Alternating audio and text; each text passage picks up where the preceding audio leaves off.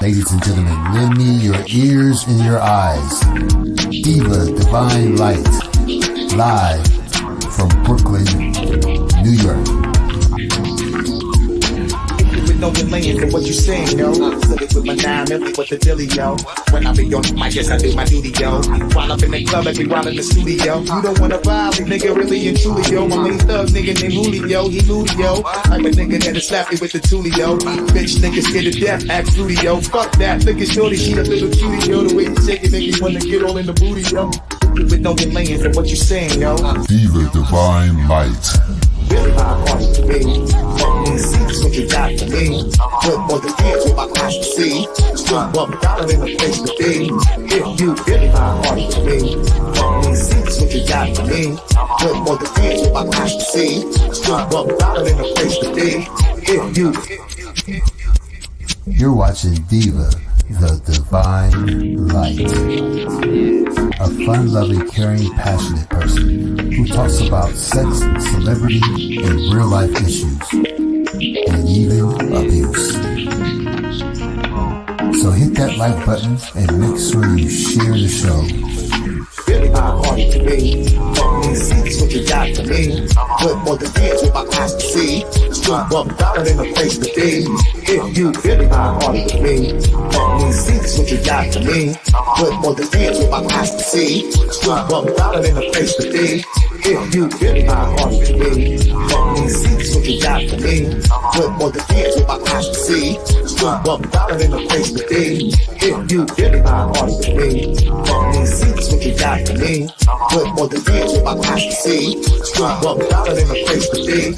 If you. Here comes the pitch, and it comes in wide. On the combo.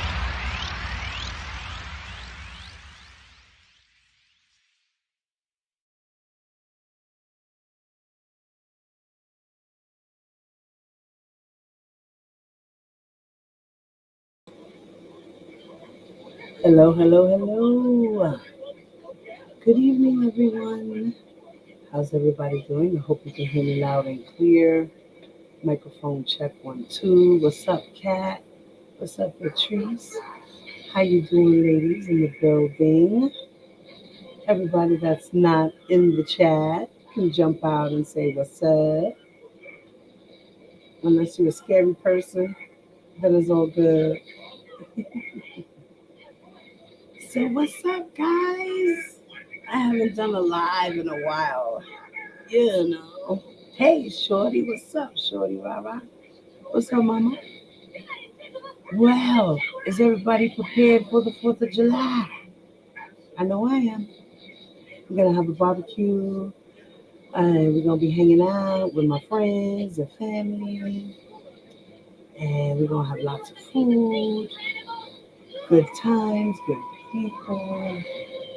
So I hope everybody has a safe holiday. So, we are here to talk about Don Russell and R. Smelly. Yes, there's been a lot of things going on. As I told you guys, we know that these two gentlemen are in a appeals process. So, Don Russell is appealing his guilty plea, which he decided to go into an agreement and put in a plea deal of guilty to do 20 months in jail for a crime he is guilty of committing, which is stalking the Rogers and harassing the Rogers. Interstate threats. Hey, Candy. Girl, I have been behind the scenes living life and dealing with life. Things have happened, and I've had to tend to a lot of things and make sure that things go right. And I've been very, very busy with my private life. But other than that, I've been dipping and dabbing in here and there, kind of going on my community wall and letting you guys know I'm still alive. I was told I shouldn't be on the internet right now, but I guess I'm you know I'm I can be on the internet. I guess doing what I'm doing now. I just can't talk about certain situations and things of this nature that's going on. So I'm okay, sweetheart. I'm a okay, my love. I am a okay. I thank the Lord Jesus that I am a okay and that my family is a okay. So I'm glad everybody can hear me loud and clear. The microphone is good, right? Give me a thumbs up. Let me know that I sound good. And that I'm loud and clear and I'm not staticky or choppy or anything of that nature before I go on to read. So if you guys can just give me a thumbs up and let me know that you hear me loud and clear, and then I will begin.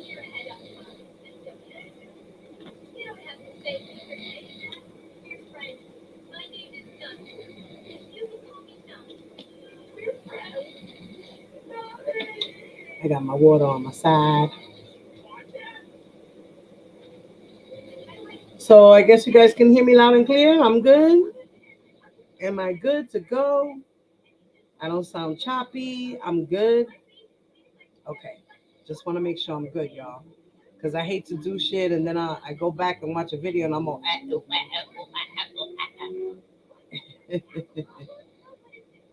All right then. So,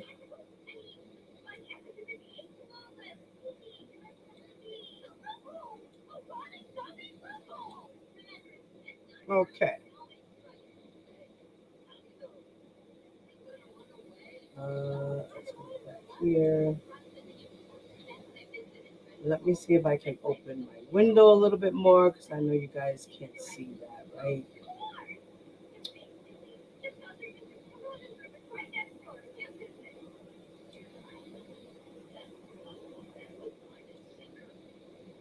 All right. Right. They made a change to this. Let me click this part. There you go. Okay. Um,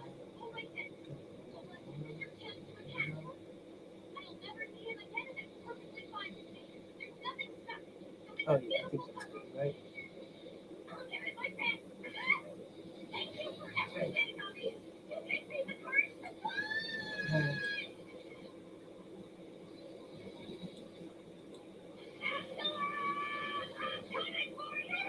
One second, guys. Okay.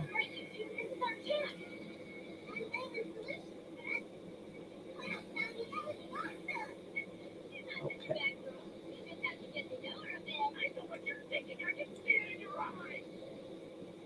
Okay. So, introducing the defendant and the appellant, Donnell Russell, talking to the United States of America as a municipal corporation, the plaintiff and the appellees, and the case number of the appeal case number is 23 6464. You can look it up in Pacer, type in 23 6464, and it should pop up. Now, this was filed June 26th of 2023, okay?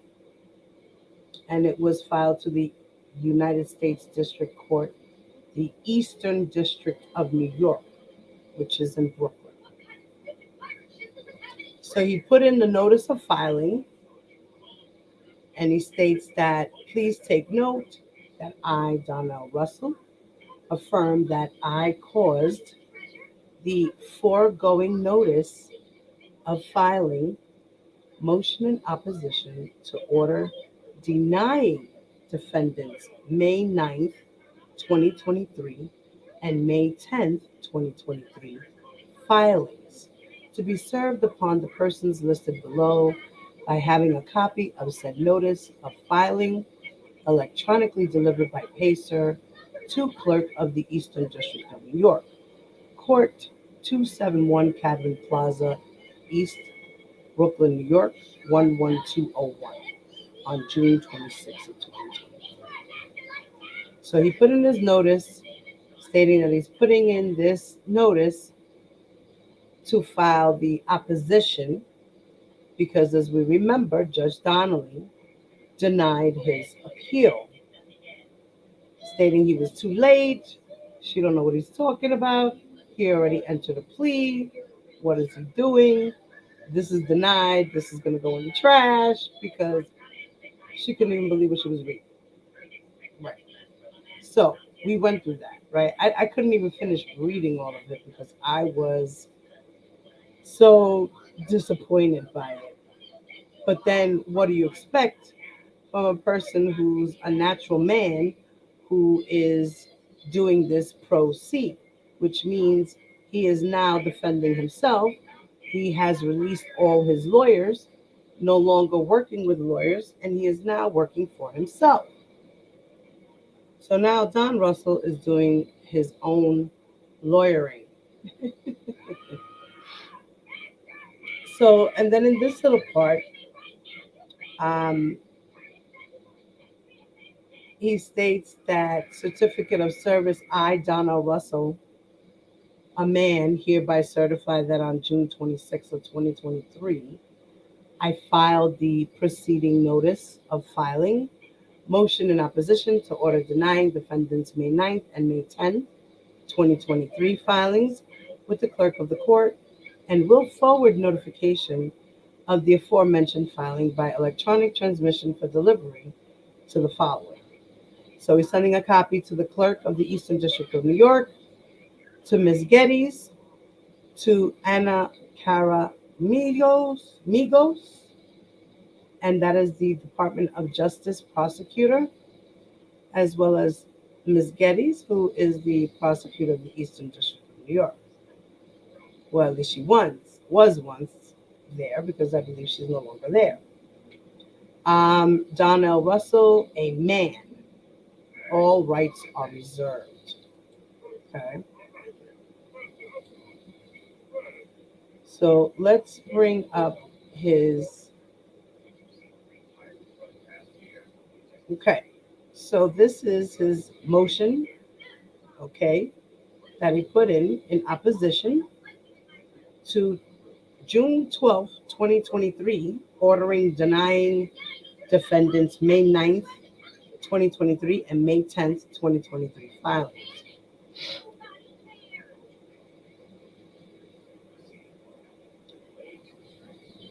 Comes now appellant Russell Donnell, a natural man by limited special visitation, and not appearing generally. Before this court moves the honorable court filings, the court files. Before this court moves, the honorable court files this motion in opposition to June 12th of 2023. The order denying defendants documents filed into case 20 CR 00427, May 9th of 2023. I am standing in appellant Russell, who is a third party to this. He's a third party, guys. Unlimited commercial liability as an American inhabitant, sui juris, within the Admiralty at USC 281333. 1. That's the United States Code 281333, Section 1. And request that the appellees do the same and waive all of their immunities. I respectfully request the indulgence of this court, as I am not schooled in law. This is provided by the precedent set by Haynes versus Kerner at the 404 US 519. The use of pro se and the self-represented litigant does not apply to me. Sui juris is more fitting because I am competent and have full lawful right to make this claim and the previous filed claims and speak for myself. I fully possess the capacity to manage my own affairs, and I'm not under anyone else's authority. This motion in opposition is supported by Federal Civil Procedure Rule 27A and 2, stating in support. This case has been a United States Code Title 18, Part 1, Chapter 13, Sections 242, Conspiracy Against Donnell Russell's Rights, since its inception by Homeland Security investigator, Special Agent Sylvette Reynoso, and prosecutors Nadia Shahata, Maria Cruz Melendez, and Elizabeth Geddes, and later joined by attorney Michael Friedman, that strategically filed documents under seal to holding peerless New Yorker filed secret grand jury session using informant witnesses withholding their identities, collectively developing a case. Oh my God. Oh, Lord have mercy. You hear what he's saying? There was a conspiracy against him, guys. His rights, okay, which were intercepted by Homeland Security investigator Sylvette Reynoso, the prosecutors Nadia, Maria, and Elizabeth, also his own attorney that defended him, Michael Friedman. He's saying that they strategically filed documents under seal to hold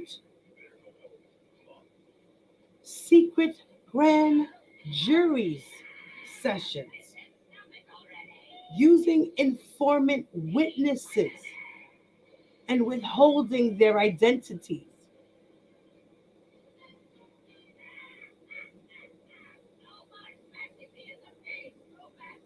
Informant witnesses, Mr. Russell, are not supposed to be known to anyone except for the prosecutors and the so called people of the grand jury at that time.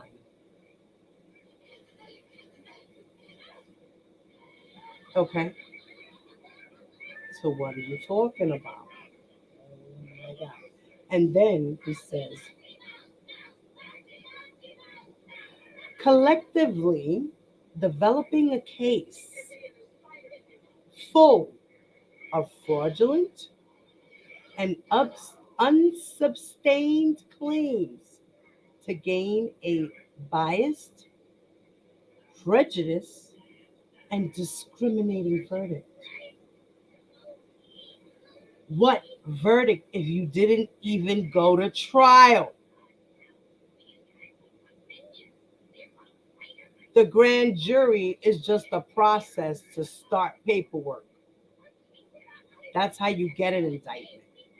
So you're saying that they made fraudulent claims in the grand jury that led you to then plead guilty, to go under an agreement with the government, to plead guilty. This is what you did.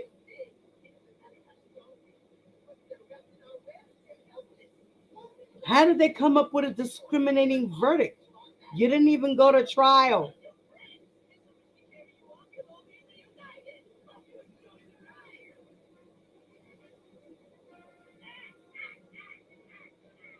Technically, so called federal grand juries and federated state grand juries can't even address a recorded status corrected American, nor Can they produce a jury of peers from their jury pool? Huh? What?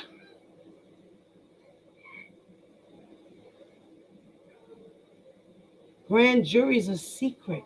That's what they always have been forever. Secret. Doesn't nobody know about them? Doesn't nobody know who they are? They just happen. This is how we get indictments to press charges against people like you.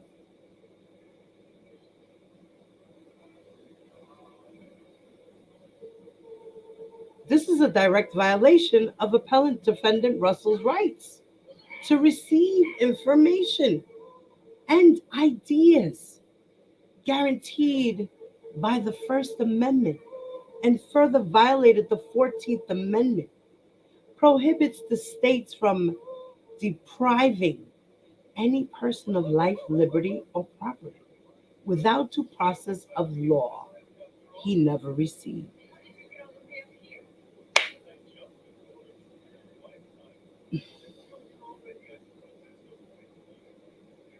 Brother, you had a lawyer. You were eligible for a speedy trial, but you decided to go into an agreement with the government and plead guilty. Well, what do you mean without due process of the law? What do you mean you never received it?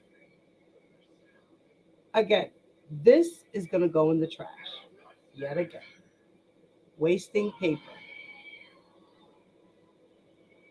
Two,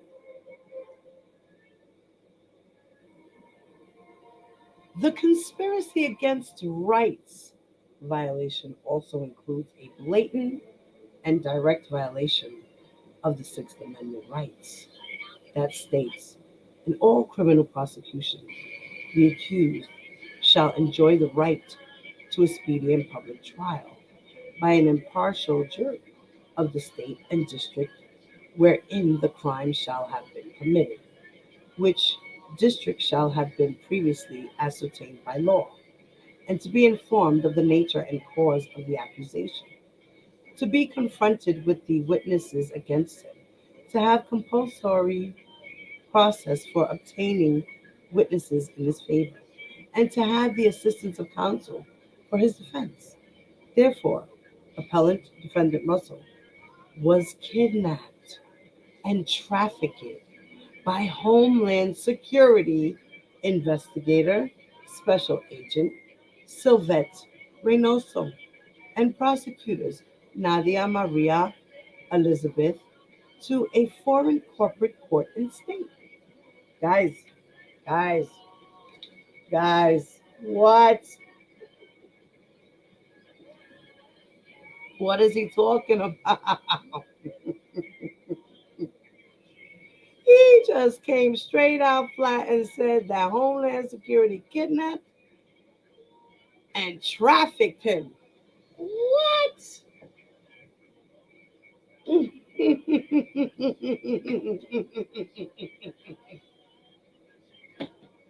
What in the world are we talking about, Mr. Russell, here? What are we talking about, Mr. Russell? What are you talking about? Now, are you really dead ass serious right now that you're saying this in this motion? Really? You never went to trial. You didn't have a trial. You pleaded guilty. And the crime you committed was in New York. Okay? You harassed all the people that were in the Surviving Rkelly premiere. She was part of it.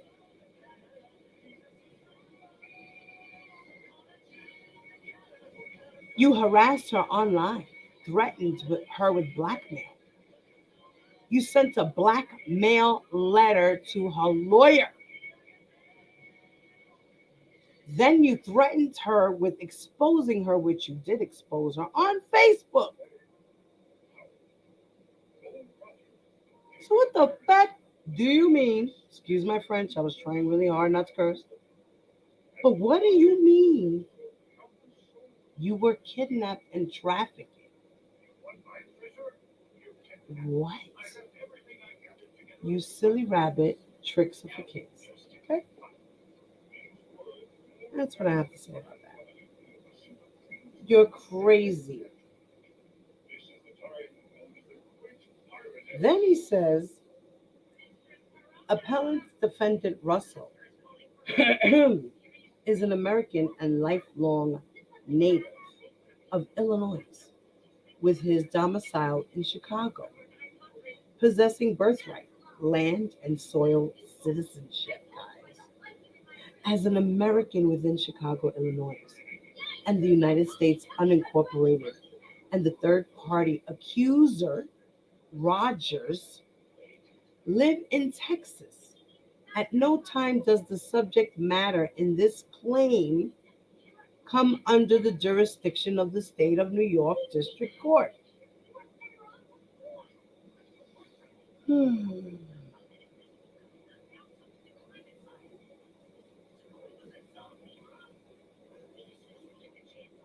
You, my man Donnell Russell, are known as part of the enterprise, right?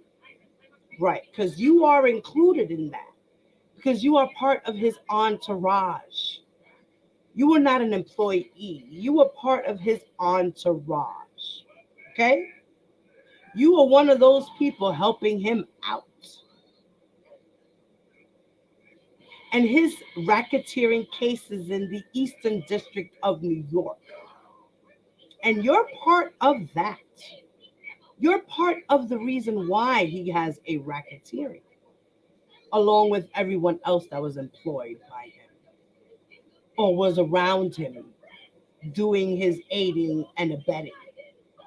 And that was you, because you decided to volunteer your services.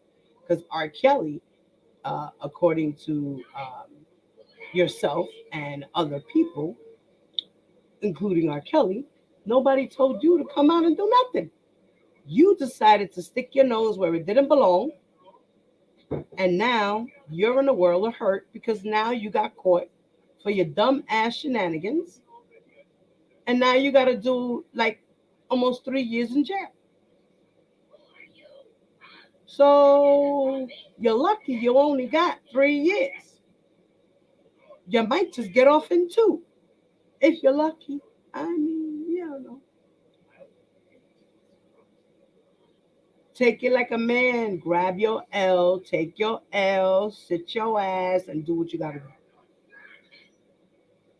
You pleaded guilty for harassing the Rogers. That's mother and daughter.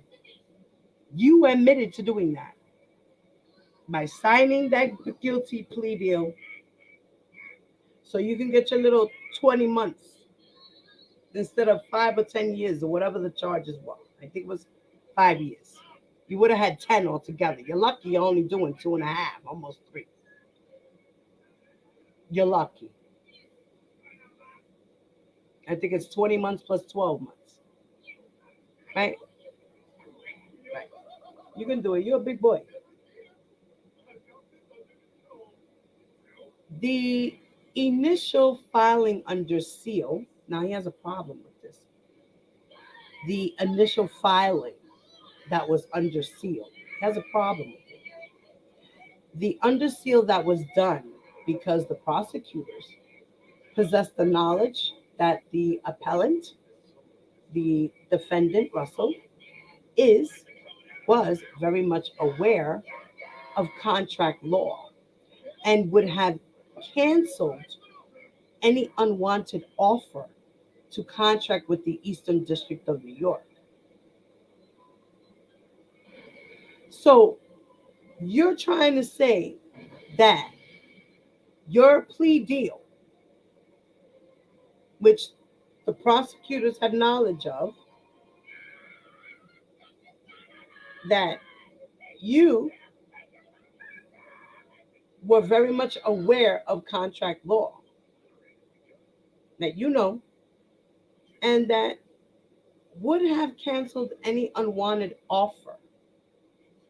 So you're trying to say that your lawyer put in this plea deal for you without you knowing. Is that what you're trying to say? Am I confused here? Do I understand that right? For those who are watching the replay, if you're not in the chat, hey, what's up, Angela? How are you, honey? I'm trying to understand this. What? He's very much aware of contract law. So he understands what contract law is about. And he's saying that the government filed an unwanted offer.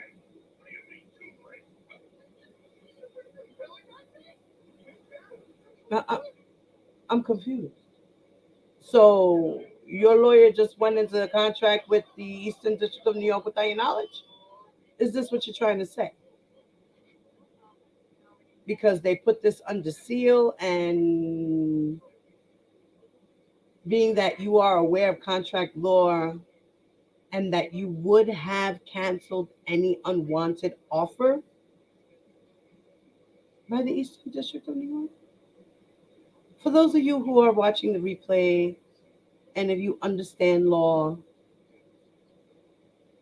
let me know what you think about this. What this initial, what he's feeling, what he's trying to say here. Because that's what I get out of it. But I don't know law myself. I'm just reading and trying to comprehend. I'm not a lawyer. Now, number 5. Russell, as a defendant, filed the notice of abatement to nullify the secretly held grand jury session to obtain an indictment, using the testimony from secret informants in violation of his rights pursuant to the U.S. Title 18, Part 1, Chapter 13, subsection 242, which is the deprivation of rights under color of law. Defendant Russell has suffered the violation of his unalienable civilian his unalienable civilian rights guaranteed by the Bill of Rights, the Magna Carta, and the Declaration of Independence through this claim. This statute makes it a crime for any person acting under color of law, statute, ordinance, regulation, or custom to willfully deprive or cause to be deprived from any person to those rights, privileges, or immunities secured or protected by the United States Constitution and laws of the United States according to the Equal Footing Doctrine. Whatever all that is.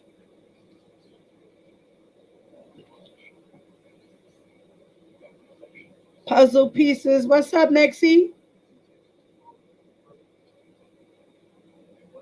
What's up, Mama? What's up, puzzle pieces? Happy 4th to you too, Mamita. Everybody be safe. Yes. So now he's saying that Russell's filings have been misinterpreted as a motion for reconsideration of the denial of his submission to postpone his surrender date, when in fact he was filing documents that reflect his true position that would have changed the verdict to innocent, that his inadequate and ineffective counsel should have filed on his behalf as his representative. Therefore, Russell fired attorney Friedman by first canceling any power of attorney unknowingly delegated to him that he might use to withdraw his filings, and then Russell, as defendant, filed what he felt should have been filed in his self-represented competent capacity, challenging subject matter jurisdiction because there was absolutely no reason a district court in New York was the proper venue.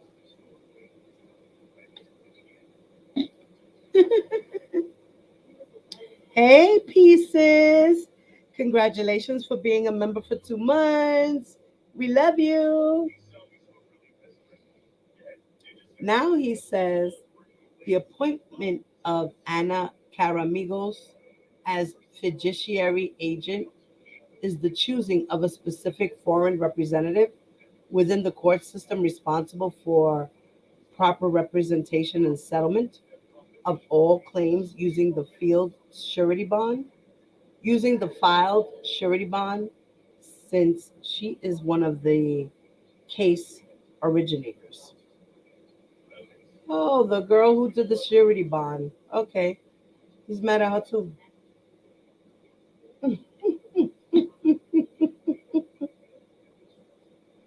It's nice to see you too, my love. Thank you for the super chat, mama. Thank you for supporting me always, my love. I'm glad to be back too. I've been down, like I said, because I've had to do a lot of personal things. So I had to get, family first out of the way. Now, number 8. Even though appellant Russell is not educated in law, he is aware that the claim of ineffective counsel has a 1 year statute of limitation and is appropriate because an effective counsel should have argued there was a lack of intent.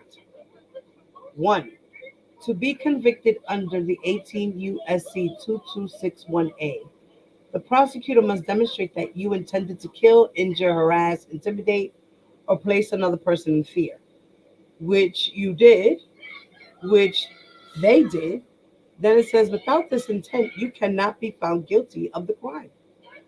So you never attempted to harass her, not even on YouTube, that you did world tours along YouTube, showing paperwork and showing pictures of her and showing text messages and saying what was said in these text messages and talking shit about her and her family?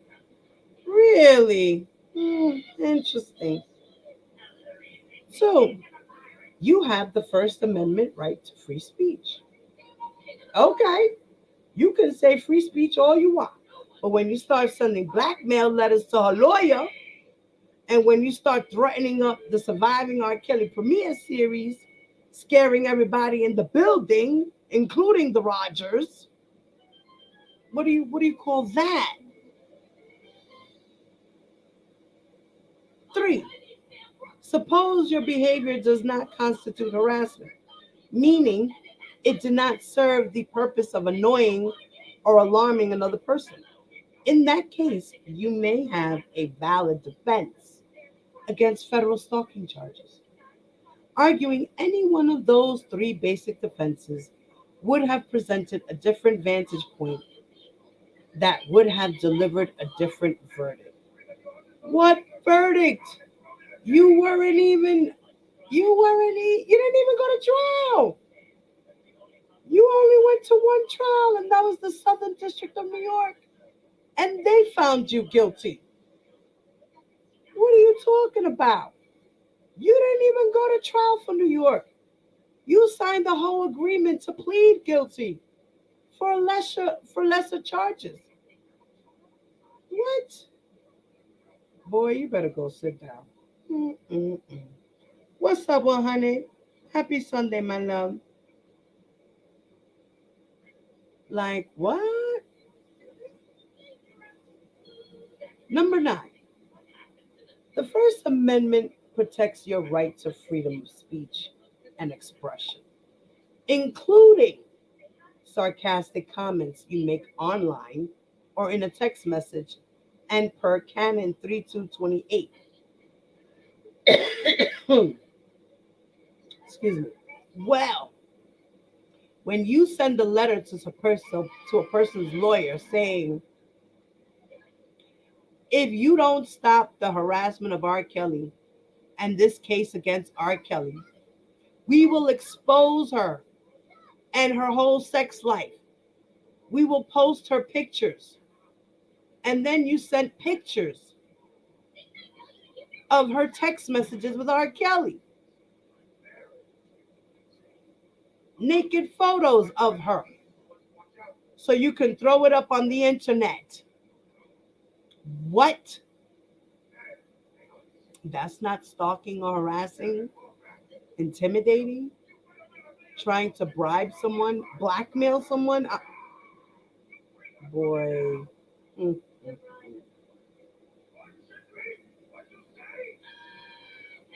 Then it says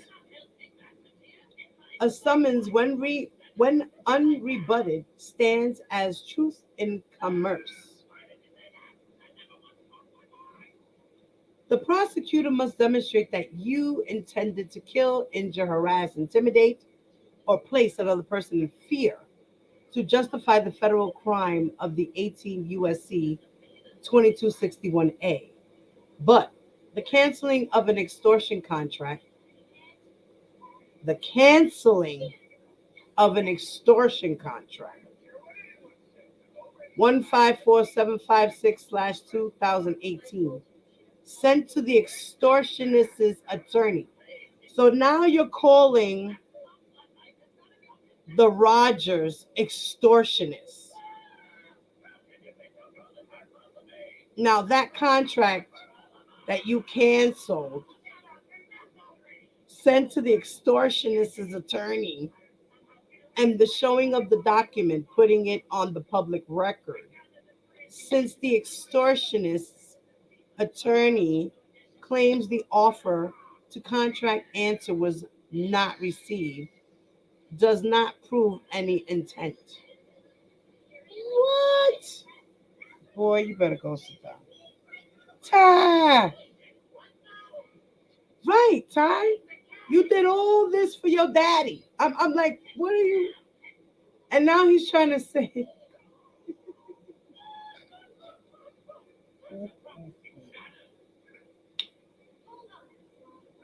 Now then he says, does not prove any intent to harm because it was not a targeted sharing.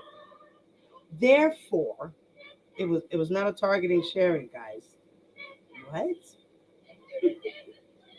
Therefore, the Eastern District Court of New York lacked subject matter jurisdiction because true intent was never proven and Russell was never in possession of the Eastern District's witnesses' contact information to make any direct contact. Bullshit. Rogers gave firsthand testimony in case 19286 that she never met nor had any direct contact with appellant defendant Russell. Yeah, that's why it's called interstate stalking. Because she never seen you. It was interstate, from state to state. From wherever she was to wherever you were. Text messages are proof of that.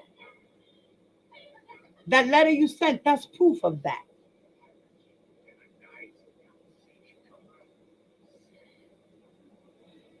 Proving no intent to kill, injure, harass, intimidate, or place another person in fear to justify the federal crime of 18 USC 2261A, as is required to be a federal crime.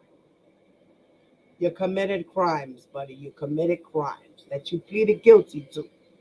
You pleaded guilty.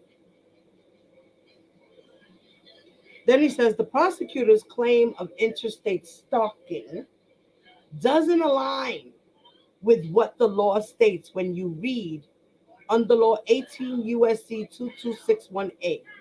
It is a federal felony to cross state lines to stalk or harass an individual if the conduct causes fear of serious bodily injury or death to the stalking victim or to the victim's immediate family members.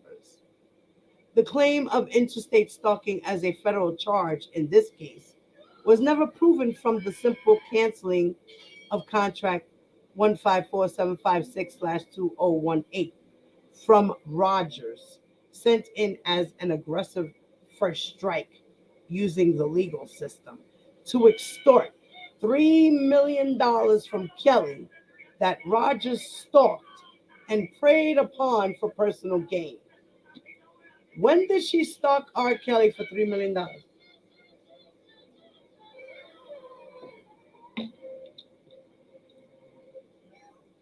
Because she didn't do a civil suit. She wanted his ass in jail. What are you talking about? What are you talking about?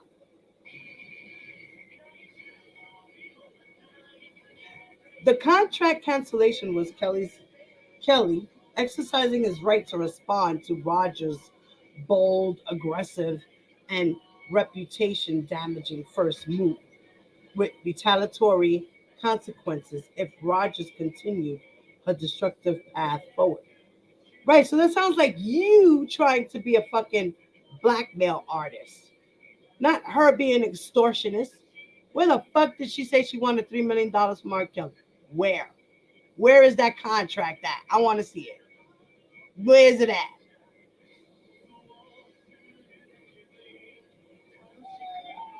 Then he says appellant defendant Russell was misadvised by ineffective counsel attorney Michael Friedman, who basically advised appellant defendant Russell during several follow-up discussions to plead guilty to an unsubstantiated um, unsubstantiated claim and later blocked the topic of filing an appeal challenging the judgment, exposing his alliance with the prosecutors to secure this miscarriage of justice in their favor.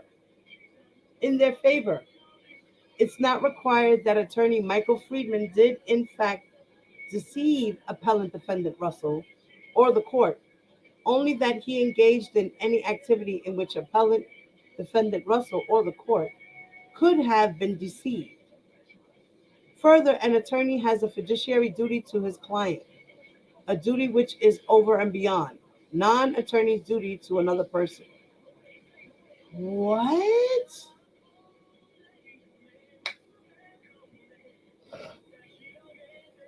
He was misadvised, guys. This is why he's saying he had an ineffective counsel, because he was misadvised. And he was also not known about the secret jury and the informants and all that stuff. Really? Mm.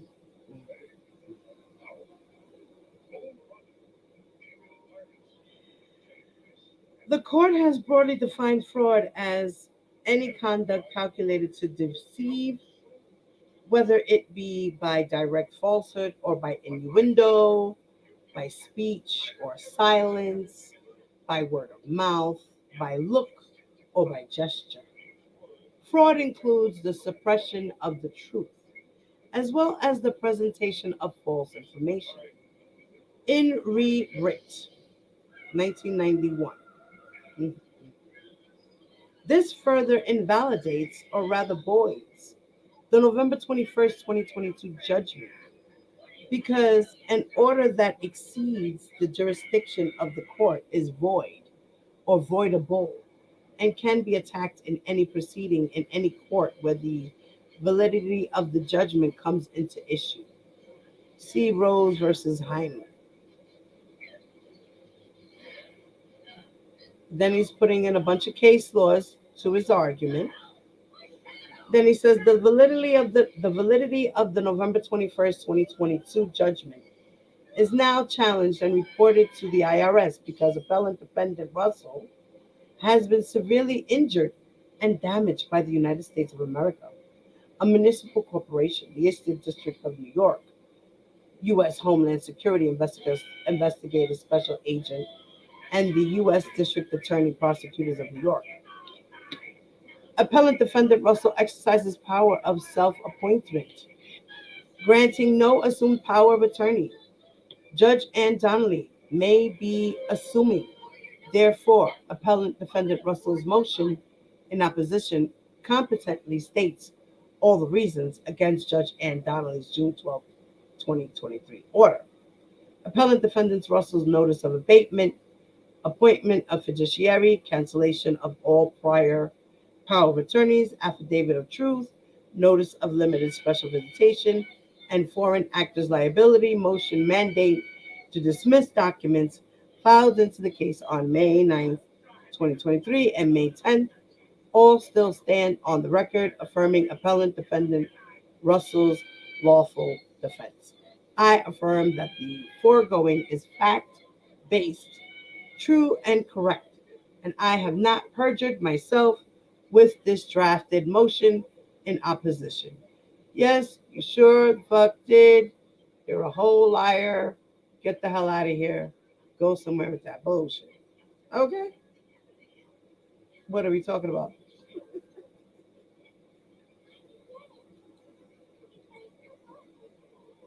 Like, what are we talking about, Don?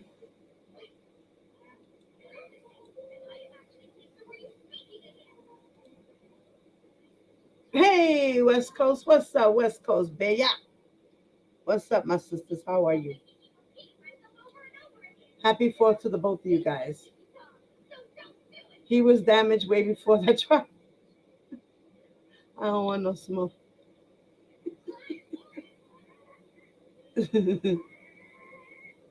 Oh, man.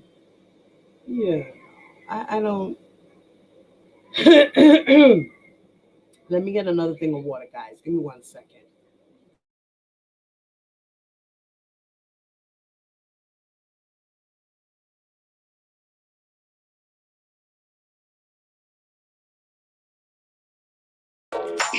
Ladies and gentlemen, lend me your ears and your eyes. Diva Divine Light, live from Brooklyn, New York. With no delaying for what you saying, yo. I'm silly with my 9 milli with the dilly, yo. When I be on the mic, yes, I do my duty, yo. While up in the club, I be while in the studio. You don't wanna vibe, nigga, really and truly, yo. My main thug nigga named Julio, he moody, yo. Like a nigga that'll slap you with the toolie, yo. Bitch, nigga scared to death, act fruity, yo. Fuck that, look at shorty, she a little cutie, yo. The way you shake it, make me wanna get all in the booty, yo. With no delaying for what you saying, yo. Diva Divine Light. Really hard on it to me. Fucking see what you got for me. Put more than hands with my eyes to see. Still $1 in the place to be. If you really hard on it to me. Fucking see what you got for me. Put more than hands with my eyes to see. Still $1 in the place to be. If you. You're watching Diva, the Divine Light. A fun-loving, caring, passionate person who talks about sex, celebrity, and real-life issues, and even abuse. So hit that like button and make sure you share the show. Really hard on it to me. Fucking see what you got for me. Put more than hands with my eyes to see. Still $1 in the place to be. If you really hard on it to me. Fucking see what you got for me. Put more than hands with my eyes to see. Still $1 in the place to be. If you really hard on it to me. Fucking see what you got for me. Put more than hands with my eyes to see. Still $1 in the place to be. If you really hard on it to me. Fucking see what you got for me. Put more than hands with my eyes to see. Still $1 in the place to be. If you. Here comes the pitch. And it Okay, guys, I'm back.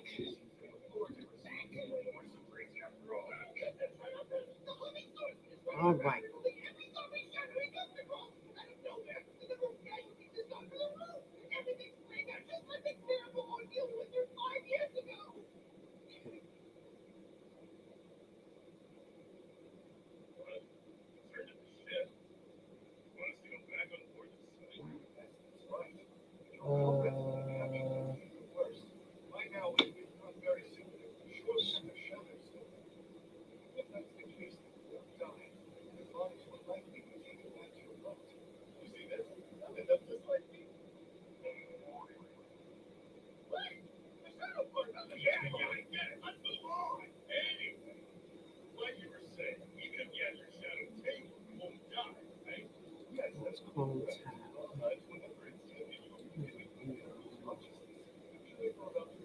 Oh, yeah.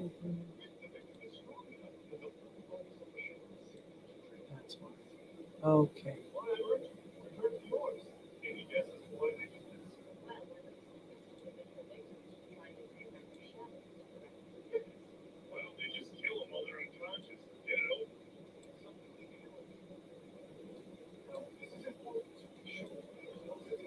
Okay. Do you guys still hear me in the back? You guys hear me? Give me a thumbs up and let me know that you guys can hear me. Because I just took myself off the screen and I want to be able to know that you guys can still hear me. Give me a thumbs up. Let me know that you guys can still hear me. Microphone check.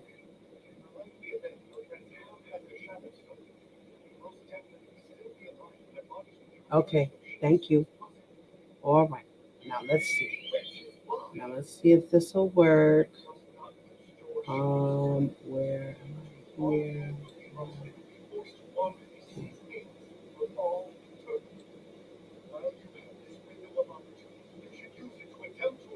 Let me know if you guys can hear this video, okay?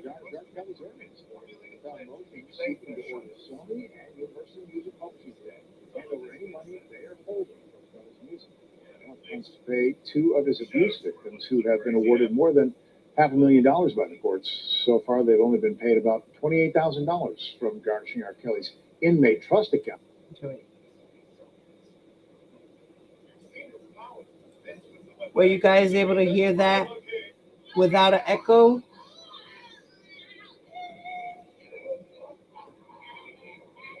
Or were you guys able to hear that period? Let me know. Let me know if I should go on mute or what.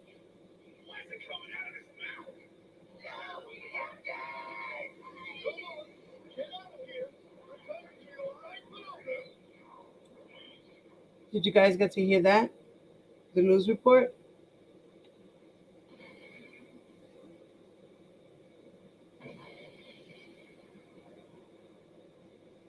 Hello, is anybody out there?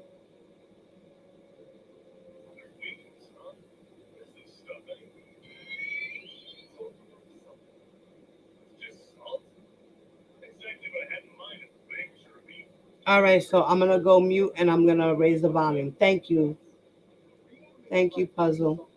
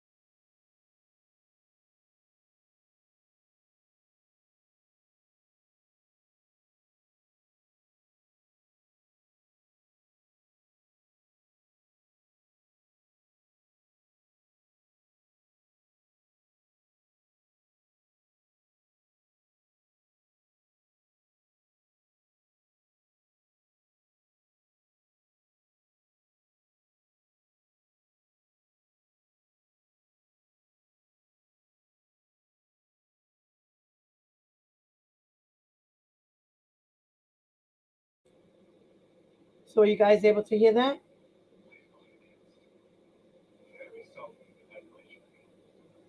Were you able to hear the better Puzzle? Or Honey? Anybody? I haven't been on live in so long.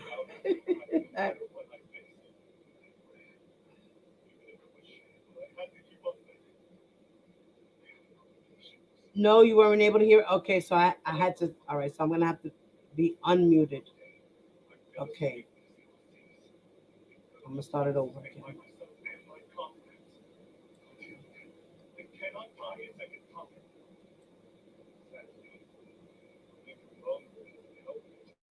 He was in Brooklyn asking a judge to garnish Rkelly's earnings. They filed motions seeking to order Sony and Universal Music Publishing Group to hand over any money they are holding from Kelly's music. They want the funds to pay two of his abuse victims who have been awarded more than $500,000 by the courts. So far, they've only been paid about $28,000 from garnishing Rkelly's inmate trust account. Kelly's been convicted in both New York and Chicago for racketeering and sex trafficking. He's also serving a total of 31 years in prison.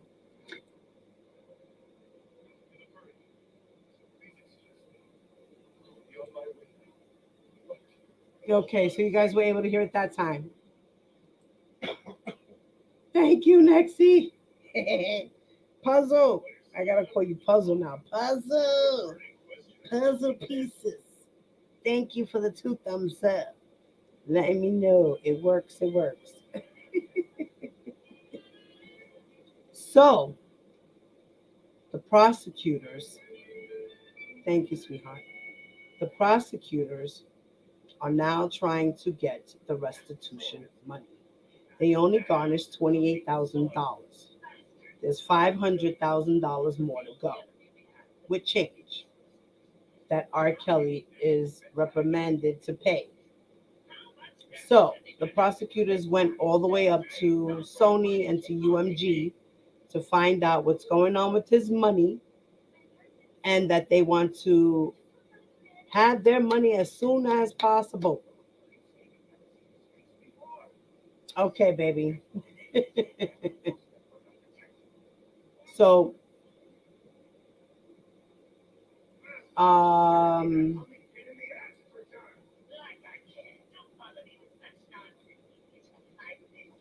so the feds had asked the judge to order the 2 companies to hand over money to help pay R. Kelly's victims.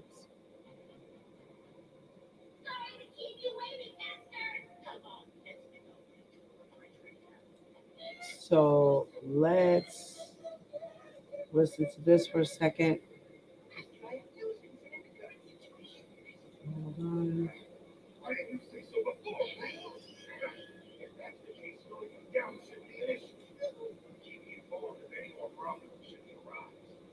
Wake up, people. You're optimizing every waking hour of your life. Sorry about that.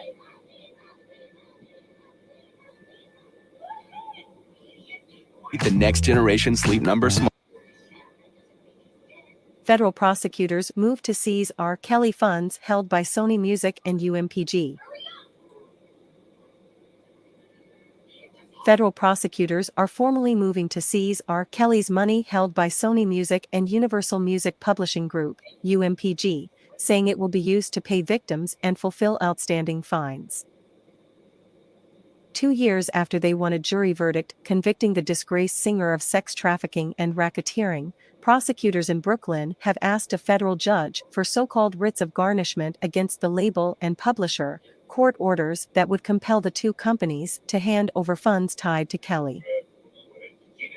Sony Music and UMPG are believed to be in possession of property belonging to Kelly that could be used to pay down the $504,289 that he currently owes in victim restitutions and criminal fines, the feds argued.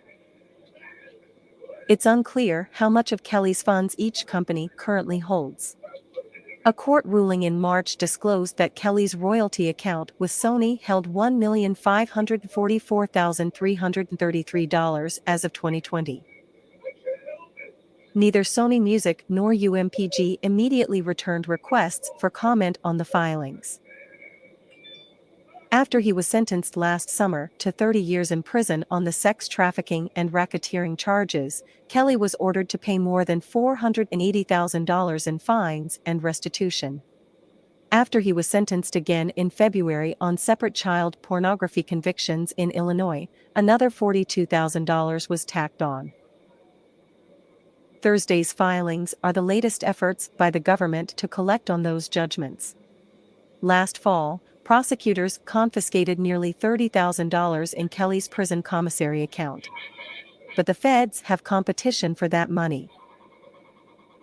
R. Kelly victim Heather Williams, who won a $4 million civil judgment against the singer, is also seeking to tap into the Sony Music account, as is Midwest Commercial Funding, a property management company that won a separate $3.5 million ruling against Kelly over unpaid rent at a Chicago studio. In March, the Illinois Supreme Court ruled that Williams had priority to the funds over Midwest Commercial Funding because she was the first to properly demand the money from Sony. But that ruling left unclear whether she'll enjoy similar priority over a slew of additional monetary penalties that Kelly owes to victims as a result of his federal criminal convictions. Federal prosecutors in both Illinois and New York declined to comment on that decision at the time. In a statement Thursday, June 1st, Kelly's lead attorney, Jennifer Bonjean, told Billboard that she and her client believe that the restitution order against him is incorrect and will be overturned on appeal. But she said they have no opinion on prosecutors seeking to garnish funds held by Sony Music and UMPG. Read the entire filings here. Wake up, people.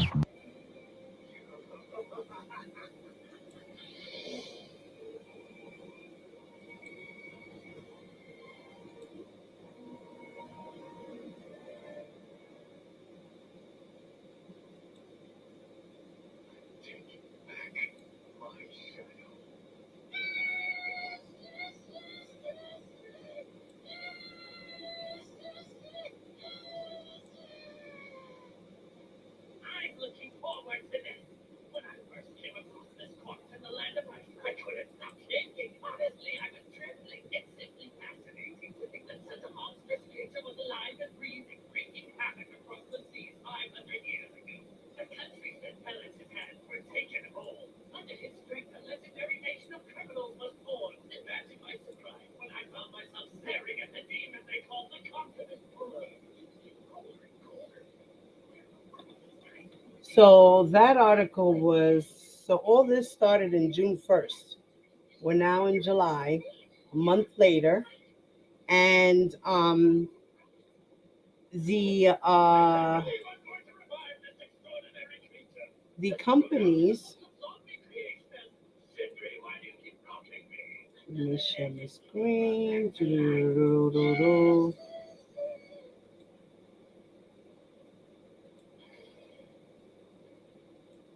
Okay. It's been quite a while, hasn't it, 900?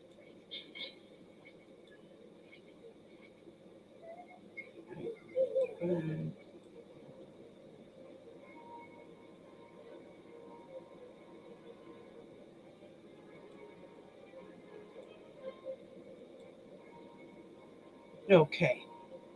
So now the government had put in a motion for UMG or UMP, Sony, to answer to their question of when are they going to get any of the royalties and what's going on with his royalties.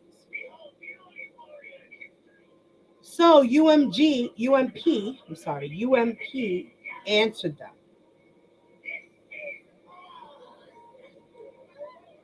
And this is what happened.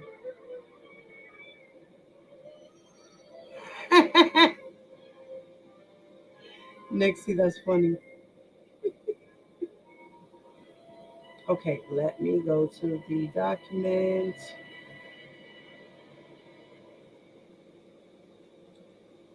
Okay. So, the United States of America versus Robert Sylvester Kelly, the defendant, and Universal Music Publishing Inc. They are the Garnish. Okay.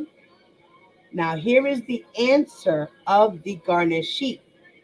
So, Universal Music Publishing answered the government, and the man's name is Anthony Saraguita. I'm sorry if I chopped that last name up.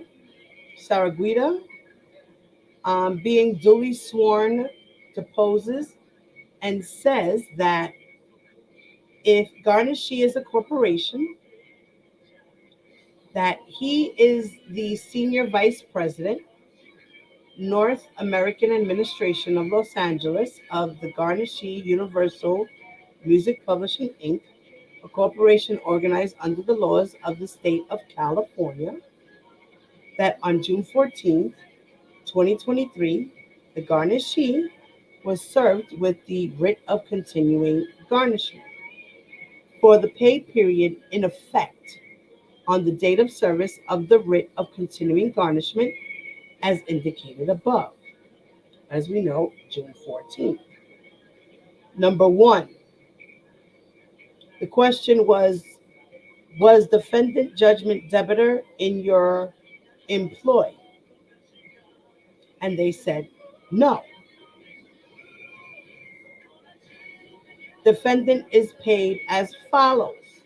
They put not available or not applicable. The pay period in effect on the date of service of the writ of continuing garnishment, not available. Calculate amount of debtor's next wages, not available. Question number 5 was, have previous garnishments been issued with respect to the above referenced debtor? Rkelly, right? Says no. The question number 6 was, Garnish has custody, control, or possession of the following non-earnings property in which the debtor maintains an interest as described below. So the description of property is VACF, which is Kelly Robert, aka Rkelly. The approximate value is $567,444.19. The description of debtor's interest and property is music publishing royalties. So they're interested in his royalties. The amount is $567,000 with $444.19. So they're saying that the garnishee does not have custody, control, or possession of any other property in which debtor maintains an interest. So garnishee anticipates owing music publishing royalties to debtor in the future. So the amount of such payments is unknown because it will depend on the extent to which debtor's musical compositions are purchased, downloaded, synchronized, or otherwise exploited during future royalty accounting periods. So royalties are accounted on a semi-annual basis. So accordingly, royalties for the accounting period running from January 1st of 2023 to June 30th of 2023 are due to be paid on or before September 30th of 2023. So in other words, his next payment would be in September. They don't know the amount yet because they don't know how much his music has made as of right now. But they'll have all of that together by the end of June. So by the end of June, they should know more or less how much they're going to pay Rkelly from his royalties. And they will pay him in September. So I'm saying that the government, according to what I see, if there is any royalty money to have been made, that there was made, then therefore they will give it up to them, but it will be before September 30th. It'll either be on or before September 30th of 2023. Now, the royalties for the period running from July 1st of 2023 to December 31st of 2023 are due to be paid on or before March of 2024. So the next time the government can get paid again, depending on, the royalties that were paid and how much is paid to him, they will be able to get money again in March. A little bit before, but by March 31st of 2024. So the government could get their money by September 30th, a portion, or however much it may be.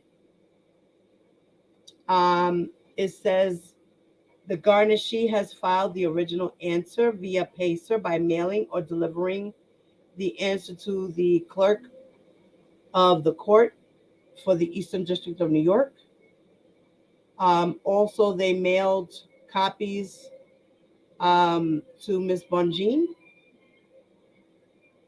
Okay. And they also sent it to Daniel, the Assistant U.S. Attorney for the United States. Okay. And it was signed by Anthony Saraguida. And it was in the state of California, city of Los Angeles. Signed, see attached. It says see attached. C-A... I don't know what that's supposed to say. Statutory acknowledgement, maybe? Okay, so this is the acknowledgement. Okay, from the Notary Public that this is official. Okay, and then this is a letter that was received on June 26th of 2023. Answering to the clerk that they say that I write on behalf of Universal Music Publishing, Inc., to submit the enclosed answer of Garnish for filing on Pacer in the above referenced matter, as directed in the writ of continuing garnishment. Should you have any further questions, please contact Jessica and ta-da-ta-da-ta. Okay?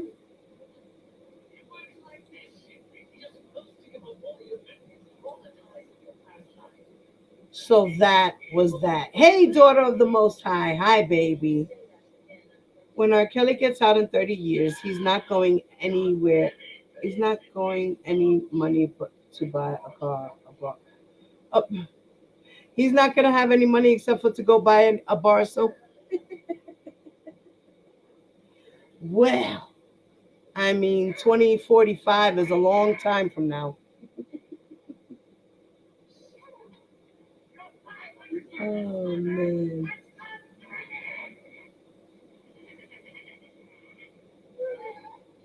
How you doing, daughter? How you doing, baby?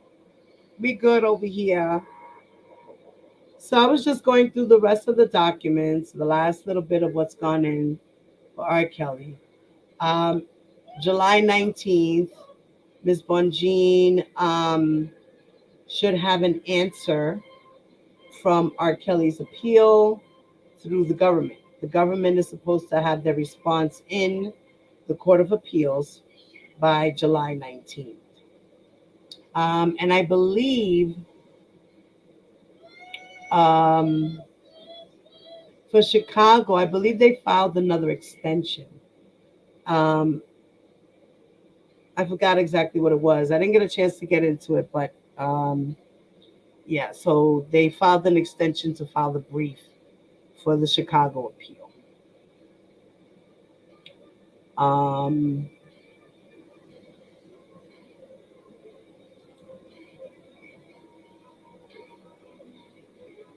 So, a writ of continuing garnishment, it is a process by which the court orders the seizure or attachment of the property of a defendant or judgment debtor in the possession or control of a third party. So that's why they did that.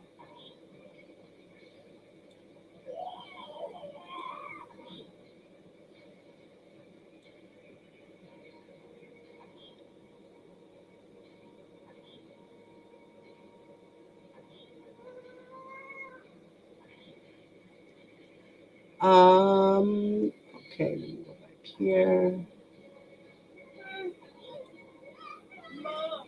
Yeah, an hour and a half. Okay. Okay, can you guys see this? Okay, I want you guys to check this out. The federal prisons, okay, want inmates to pay victims, which is what's going on right now, right? This is why the prosecutors are demanding that Rkelly pay his restitution now.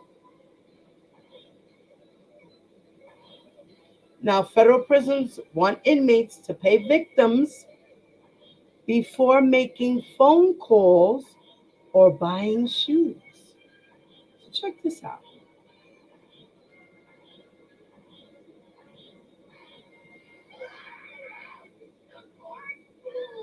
Let me,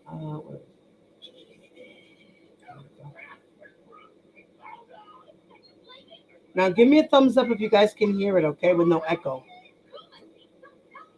Support for NPR and the following message come from Mattress Firm. Mattress Firm's in-store sleep experts believe the most important thing about a bed is that it's personalized to you. That's why they start by finding out how each person likes to sleep. Tap the play button below to hear from SVP Michael Melanzi and Mattress Firm sleep advisor Dr. Chris Winter as they discuss the process of pairing people with a mattress that's right for them. The Federal Bureau of Prisons is considering sweeping changes to the way people in prison can be given spending money. The idea is to make sure wealthy prisoners aren't using these funds as a way to hide large sums, so a cut would need to go to court fees or victims before the inmate would have access to it. You see that? Because people in prison who got money, like Rkelly, he ain't got money, but he got money. This is why they're doing this, y'all. To prevent people from hiding their money. For those with very little money, it comes at a cost. NPR's Tilda Wilson has the story. Renee Houlin's son has been in federal prison for the last 6 years. I've always sent him money. You know, they buy their toiletries and things like that from the commissary. It's been hard having a son in prison, but she wants to stay close to him, so she helps him out. I usually send him $75 a month. Sometimes his brother will send some, and occasionally his father will, but that's all he gets. Her son, Bailey Sanders, can use that $75 for things like over-the-counter medications, shoes for his job, and minutes on the phone or with the email system.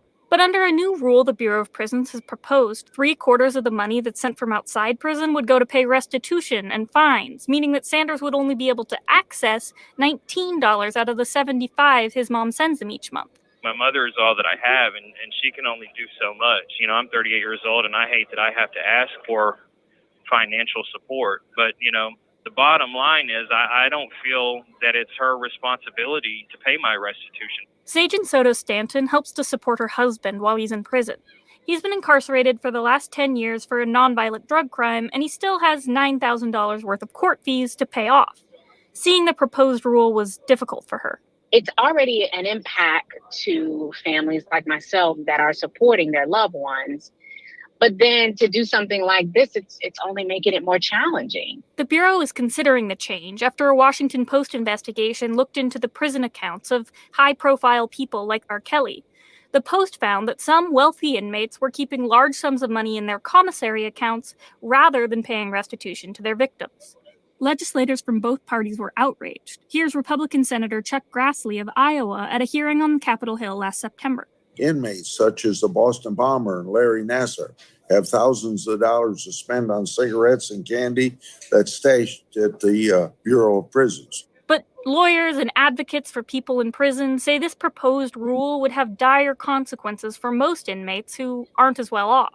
This proposal, it's really like a sledgehammer when you could bring a tool that was much smaller to address the problem. Shauna Rifkin is Deputy General Counsel for Families Against Mandatory Minimums, which is an organization for prison reform. She agrees that the Bureau of Prisons should not let wealthy people like Rkelly avoid restitution, but she also thinks the proposed rule is too broad. It targets everyone for the sake of a few bad actors. Other advocates argue this is a problem the courts should address by setting payment plans individually without involving the prison system at all. And even advocates for people who are owed restitution are wary. Bridget Stumpf works as executive director at the nonprofit Network for Victim Recovery of D.C. Will it ultimately potentially get victims more restitution more quickly? Sure. Is it worth evaluating the consequences and the balance of that from an overarching systemic issue? I think so.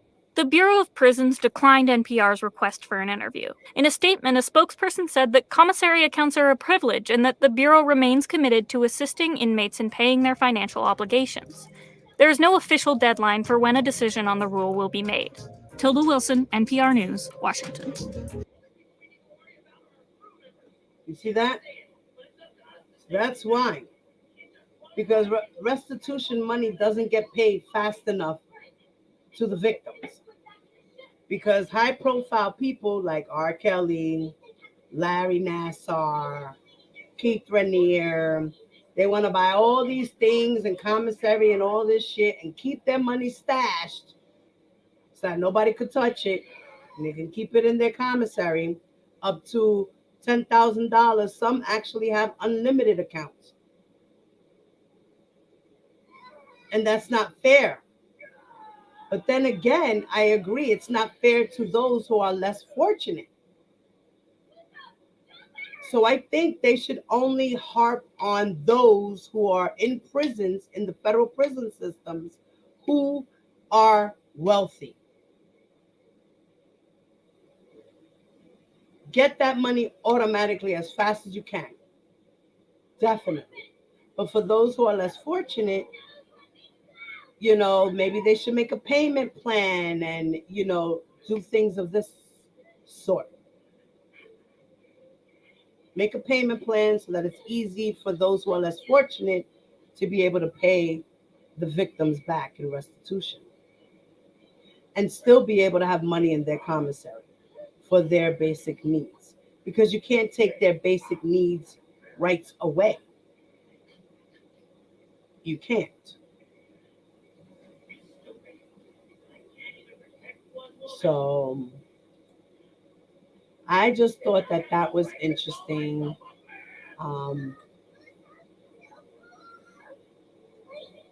Now, I found a little short video talking about appeals. Okay.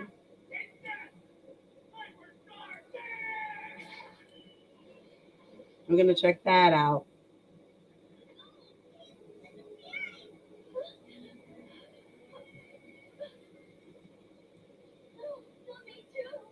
Now, unfortunately, something's going on with my visuals here to my videos. So I don't know what is going on.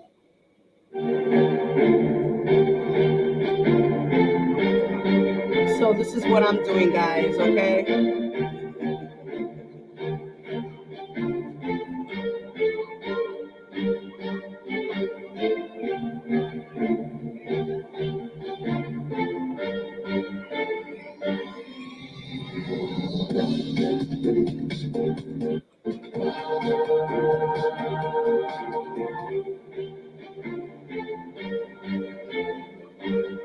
Let me know if you guys can hear it, okay? Give me thumbs up. Welcome to John Redmond, Power of Attorney, the show that aims to empower you through the knowledge of the law.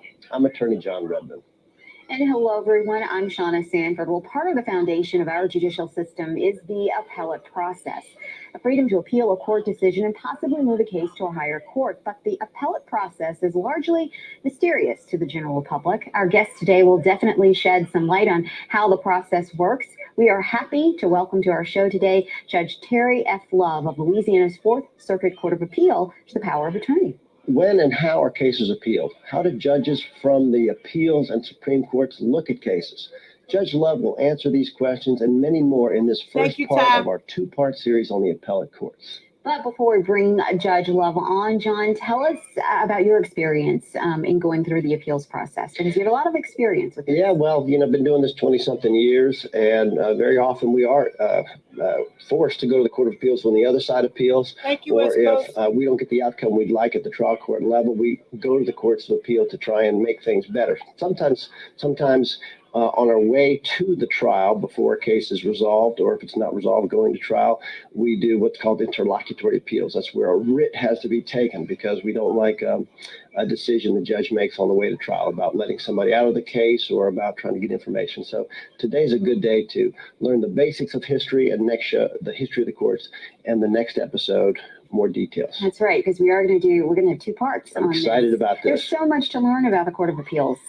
Interlocutory, that's a new word for me. It'll be a new word for you, but there's lots to learn about that word. Lots to learn. So stay with us, because coming up next, Judge Terry Love will join us here on the show. Stay tuned. We'll be right back.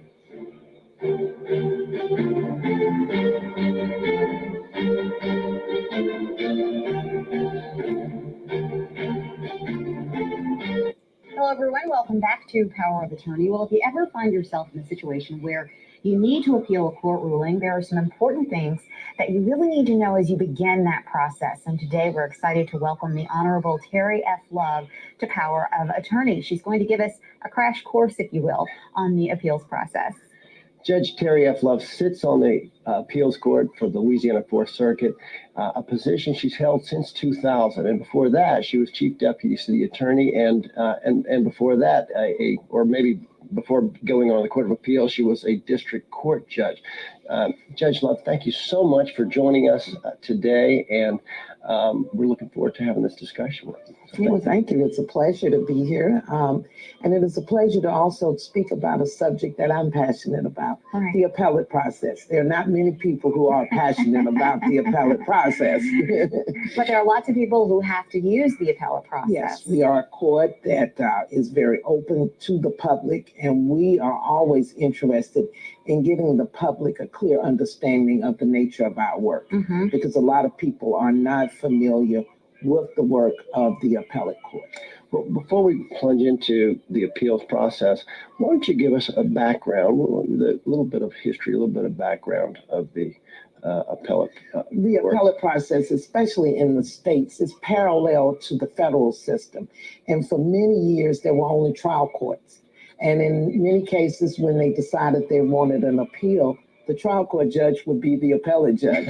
So the judge would be reviewing his own decisions. So I think Congress decided in 1891 that that wasn't a good idea. So the appellate process was created, and many states have followed that basis in creating an appellate process. The state of Louisiana, we have the trial courts, we have my court, which is the intermediate appellate court, and then we have the Supreme Court, the court of last resort. And the judges on that court are not even referred to as judges. They are justices. The judges on the trial court and the appellate court are judges. And one of the things that I find that is very beneficial with the appellate process is that you sit in panels of 3, 5, or possibly 12. And that was a big transition for me personally, coming from the trial court, where you were the person who made the decision. Now it becomes a majority rule process. And when you first arrive on the appellate court, having been a trial court judge, that is an adjustment. But what you learn in the process is that that's better for the public, because there are more people reviewing it. I, as a judge, don't make the final call on the appellate process. There has to be 2, and in some cases, 3 judges who agree. What determines the size of the panel? The size of the panel is determined by the Constitution. Okay. If for any reason a case will be reversing the trial court, there must be 3 judges who agree. So if 2 judges agree and the third doesn't, then the case becomes a 5-judge case. Oh, okay. And then 5 judges will make a call, and you will need 3. And so we're clear. Is that the same rule if it's a appeal of a civil case or a criminal case? No, it's only in civil cases. Criminal cases, it does not apply. And then there's some cases, political challenges that we hear in panels of 12. Really? Some cases with 5. So it's set out by the Constitution, which guides us. And then some cases are set out by local rules of that particular circuit. The history of the appellate process, and there's something about appeals that I think people just get somewhat confused. And the difference is I don't issue a judgment as an appellate court judge. I issue an opinion. Okay. A trial judge issues a judgment. An appellate court issues an opinion. And so for the general public, what is the difference between a judgment and an opinion? A judgment is binding on those 2 parties. The opinion sets precedential value. So once I issue an opinion, it can be used as guidance in other cases. Whereas a trial court judgment is only impactful upon upon the parties involved in that case. And that's really important for people to understand. And something that maybe you were getting ready to explain, you're an appellate judge for the Louisiana Fourth Circuit, and that covers a certain geographical area. So your opinions have precedential value. They can be treated as law to help other people facing litigation covering a certain area, but there are a lot of circuits. There are 5 circuits in our state, and the 4th circuit covers Plaquemine, St. Bernard, and Orleans. Until 1981, Jefferson Parish was included, and I think in 81, the circuits were split and you created the 5th circuit. Right. So we're one, I can say from my travels and interaction with other appellate judges around the country, many states have only one court of intermediate appeal, but we have 5 circuits here in our state. So that makes us pretty unique, right? Yeah, it does in some circuits. Some states have more, but we are one unique situation. But so the opinions that you issue for your court, do those opinions hold for other courts here in the state? They can have persuasive authority for others, but it's controlling in our circuit. Okay. And that's where the Supreme Court comes in. If there are conflicts amongst the circuit, then the Supreme Court must make an ultimate decision to decide what is the law of this state. Right, and we learned that in law school, persuasive authority versus controlling authority. So if your court makes a decision that says in all situations where A, B, and C exist, then the judge must decide a case this way. If someone's in another circuit, let's say they live in St. Tammany, which is not within your geographical region, it's persuasive to somebody in St. Tammany. But if the Court of Appeal, which covers St. Tammany, I think that's the 1st circuit, I think so, then that court in the 1st circuit may have its own ruling, which might be the same as yours, might be different. But the Court of Appeal for St. Tammany, when they make a decision, the trial judges in St. Tammany are bound by what the Court of Appeal St. Tammany And remember, we're under the code, so we're basically interpreting the civil code, which makes Louisiana totally different from any other state. The Napoleonic Code, as we Right. taught. This is Napoleon's code. And the appeal courts, I think that there's some things about the process, and a lot of times I interact with attorneys who do not understand. Mm-hmm. When you have an appeal before a court and you argue before a panel of 3 or 5, you don't know who is the writer on that opinion. And there's a reason for that. We don't want you to come in court and focus all of your energy on one judge. Just arguing to one judge, because you don't know who's going to be the You don't know who's going to be the chief author, and that is confidential. And in certain cases, that can change.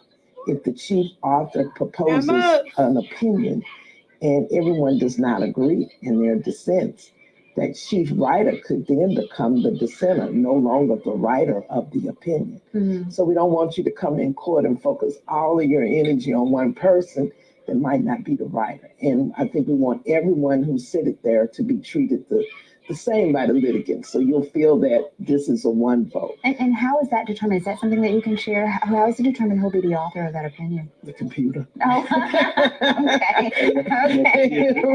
So you all have no say in that. That is generated by the computer. And it's a random decision. Random decision by the computer. Okay. And that makes it great. When I receive my docket every month, I look at it and I say, okay, this is my case. And sometimes you'll get them and you'll say, oh, this is interesting. Mm-hmm. I wish I was writing this case, but it's not assigned to you. So it is computer generated. Interesting. And I think another thing about the process that a lot of people don't understand is that we're not there to say point blank the trial court was wrong.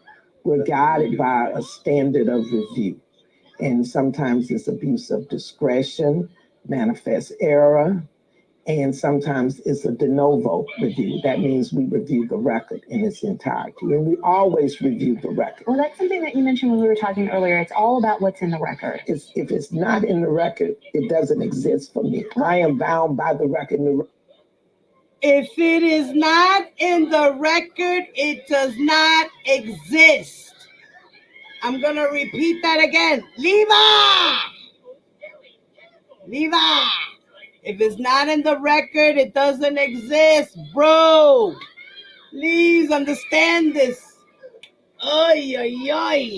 Continue. Record consists of transcripts, what occurred in court. What the court reporter typed and took down the evidence from the witness stand and exhibits that were entered at trial, correct? And all of the pleadings that have been filed by the... And all of the pleadings, the transcripts, and everything that was filed at trial. Nothing else matters. Parties. That's what we are bound So to. it's not retrying the case. No. It's not bringing in new evidence and No. all of that. And you definitely cannot bring in new evidence. Okay. We are bound by that because think about what that would do to the process. We would be retrying. That would never, one of the things you want with the legal process is you want things to be final.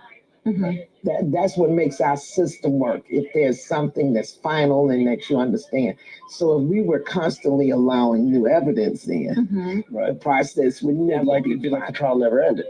And one of the things I think that's very important for me as an appellate court and having been a trial court judge is understanding the discretion that's given to the trial court judge.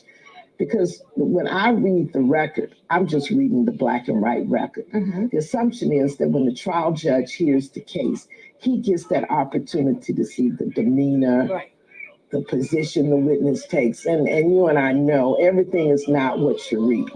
It's what the trial judge can read into that witness's demeanor or any action that's taken by the attorney. You're laying eyes on the witness and listening to the tone of their voice and making a determination about their credibility, which is hard to get off the words on the page. And that's why once the trial judge makes the credibility finding, it is very hard for the appellate court to reverse that. Because the trial judge has been there. It's very hard for the trial judges to reverse that. The appellate courts cannot, it's very hard for them to reverse credibility of witnesses. And many trial judges know the code word. I find that this witness is not credible. And once a trial judge makes that finding and says why, then it's really going to be hard for the appellate court to reverse on that basis. And the courts have to give that great weight under the law. Great deference to the trial court judge. So having been a trial court judge, when I first arrived at the appellate court, and it's something that all judges work on, I cannot say, if I were here, I would have done this. I see. That's not the test. Yeah. And so when you look at the number of cases that are upheld at the appellate level versus those that are overturned, it's very interesting. And I want you to hold that thought because we're going to get to that as soon as we come back from the break. Coming up next, Judge Terry Love helps us. Okay. And that's all I wanted to present on that note of the appeals process.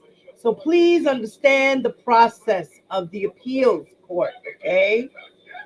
I don't want to hear nothing about que when his shit gets denied, there was a conspiracy and they don't like black people and all this other bullshit, because that's not it, okay? That's not it. Now, for the ending of this live, I'm going to present to you guys something that,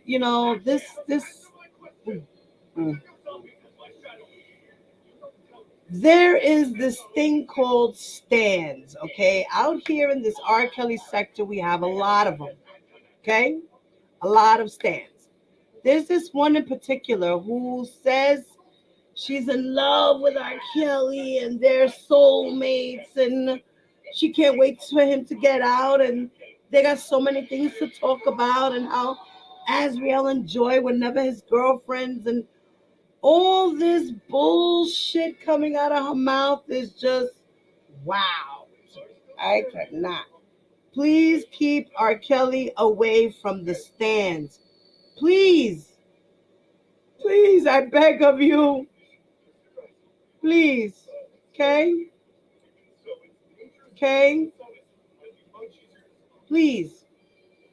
Now, there is a part 2 to the appeals court process. It's another 15-minute video.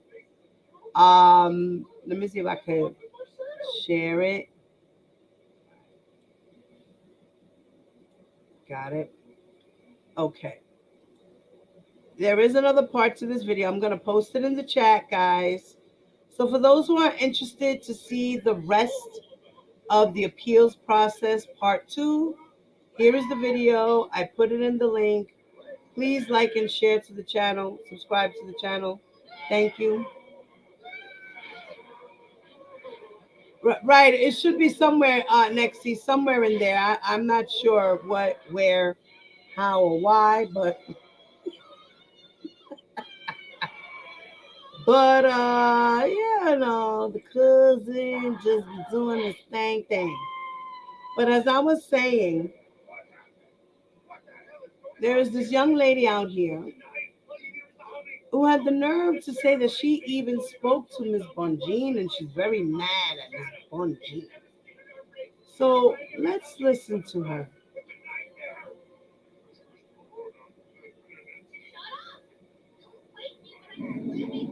Hi, this is a message for Jennifer Bonjean.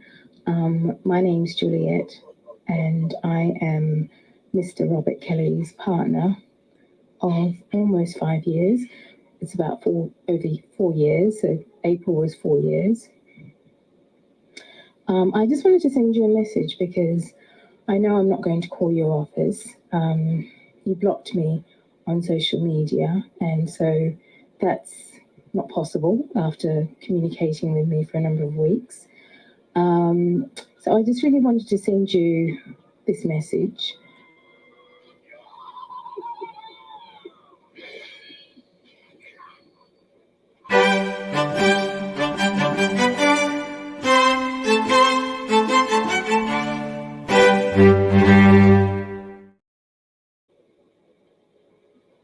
Just to make it clear that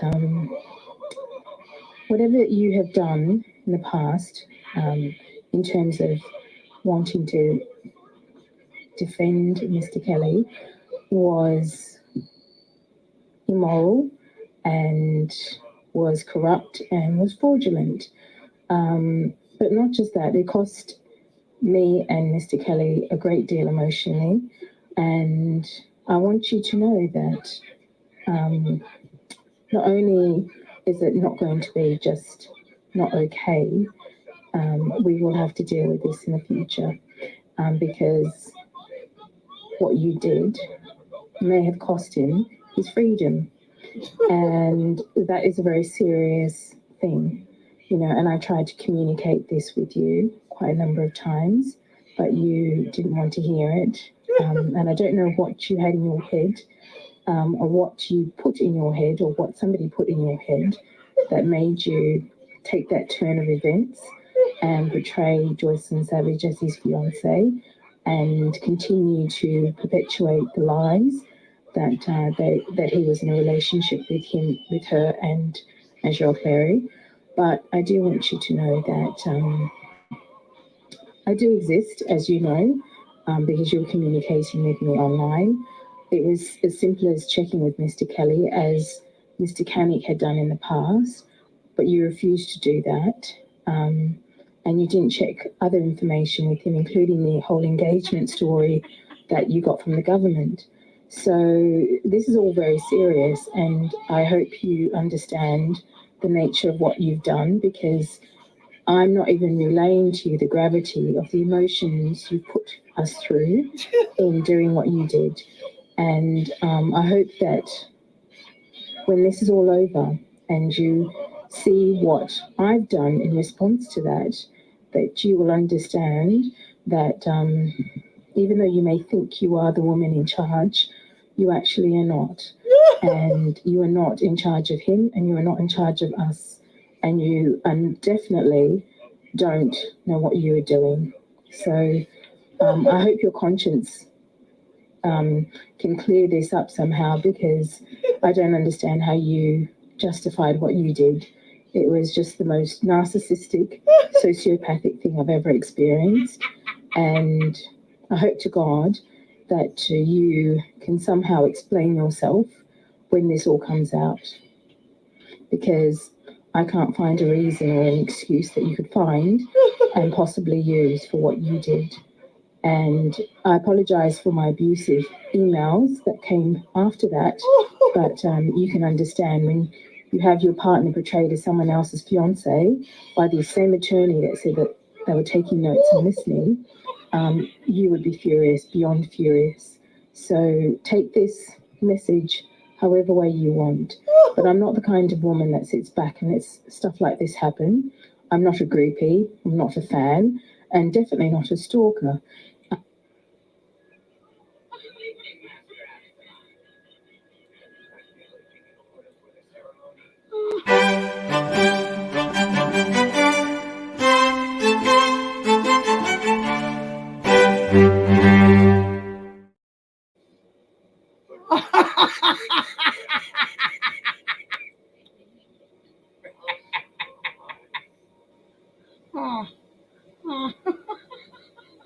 Stuff like this happen. I'm not a groupie, I'm not a fan, and definitely not a stalker. I'm a professional woman and a mature woman. I'm 46 years old, so you should have treated me with the respect I deserved and as an equal, not as a fan or some kind of stalker, but as his partner, as Mr. Canik did. And the situation was very sensitive and the situation was very delicate, and you should have approached it exactly like that, as opposed to how you approached it, which was just without any emotion or empathy for him or for myself, that we would have to deal with the repercussions of your motions and the information you're putting on the motions that was false and incorrect about Joycelyn Savage and Azra Rkelly. And I can't explain, I can't understand it. So God help you, because it was just the most disgusting, evil thing I've ever experienced. And I think that you really do need to have a look at yourself. I don't know what you've done, how you convince yourself, how you sleep at night, and how you convince yourself that these things are okay.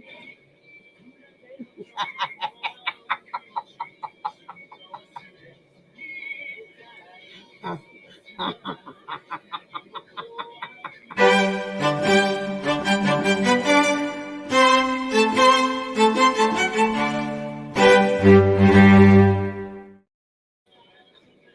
can't with this bitch.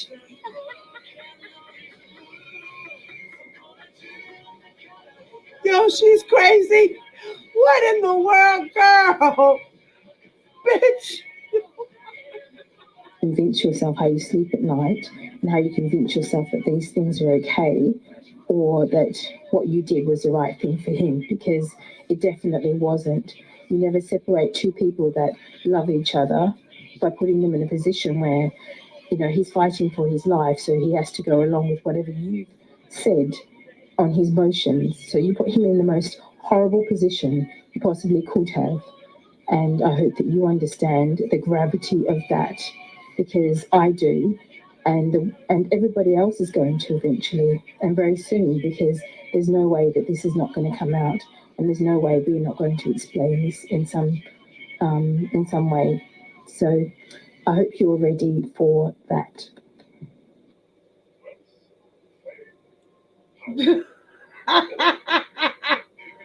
What in the world is going on? Can anybody tell me what the fuck?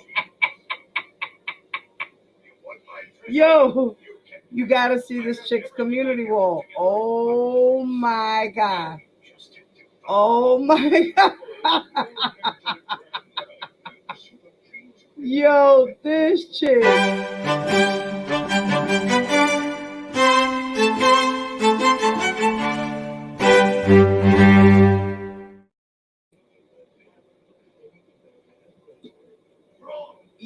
Yeah, she definitely has issues. Guess what, Juliet?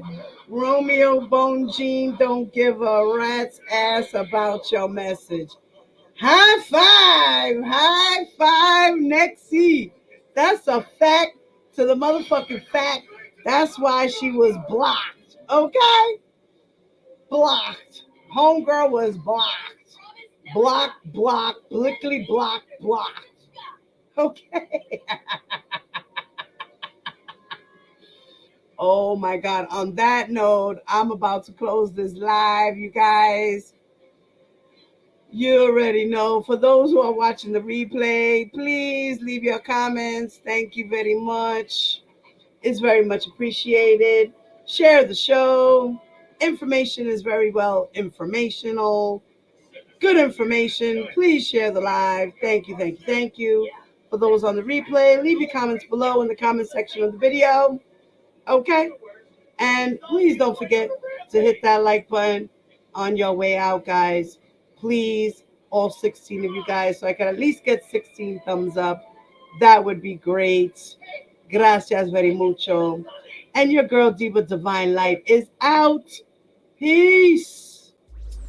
You are watching Diva Divine light, light, light. You can fuck with me if these is red bottoms, these is bloody shoes. Hit the scoop, I can get them both. I don't want tools, and I'm quick. Cut every nigga off, so don't get comfortable. Look, I don't dance now, I make money move. Now I gotta dance, I make money move. If I see you now, that means I don't fuck with you. I'm a boss, you a worker, bitch. I make bloody move. Now she say, gon' do what a hoop. Let's find out if we Cardi B. You know where I'm at, you know where I be. Just a party, I'm there, I can play. I be in and out the game so much, I know they tired